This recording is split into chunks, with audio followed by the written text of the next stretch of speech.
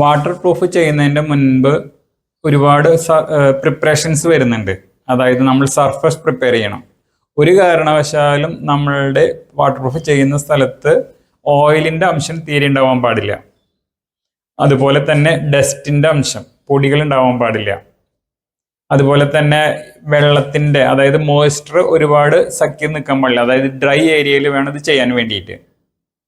പിന്നെ എന്തെങ്കിലും ക്രാക്കുകൾ വരുന്നുണ്ടെങ്കിൽ ക്രാക്കിനെ സോൾവ് ചെയ്തിട്ട് വേണം വാട്ടർ പ്രൂഫ് ചെയ്യാൻ. കാരണം ഡാമേജ് ചെയ്യുന്ന ഒരു ക്രാക്ക് വരുന്നുണ്ടെങ്കിൽ അത് സ്ട്രക്ചറൽ പ്രോബ്ലം ആയിട്ടുണ്ടെങ്കിൽ അതിനെ അറസ്റ്റ് ചെയ്ത്, അതായത് കറക്റ്റ് ചെയ്തിട്ട് വേണം നമുക്ക് ഇതിനകത്ത് വാട്ടർ പ്രൂഫ് ചെയ്യാൻ. ഇല്ലെങ്കിൽ സ്ട്രക്ചറൽ ഡാമേജ് ഈ വാട്ടർ പ്രൂഫ് കൊണ്ട് ഒഴിവായി പോവില്ല.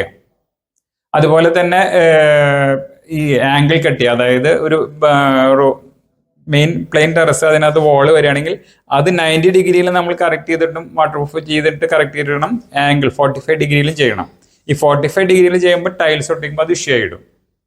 അപ്പോൾ ആ ഇഷ്യൂ ഒഴിവാക്കാൻ വേണ്ടിയിട്ട് നമ്മൾ 90 ഡിഗ്രി വെച്ചിട്ട് തന്നെ ടൈൽസ് ഇടുന്ന സ്ഥലത്ത് കറക്റ്റ് ചെയ്യണം.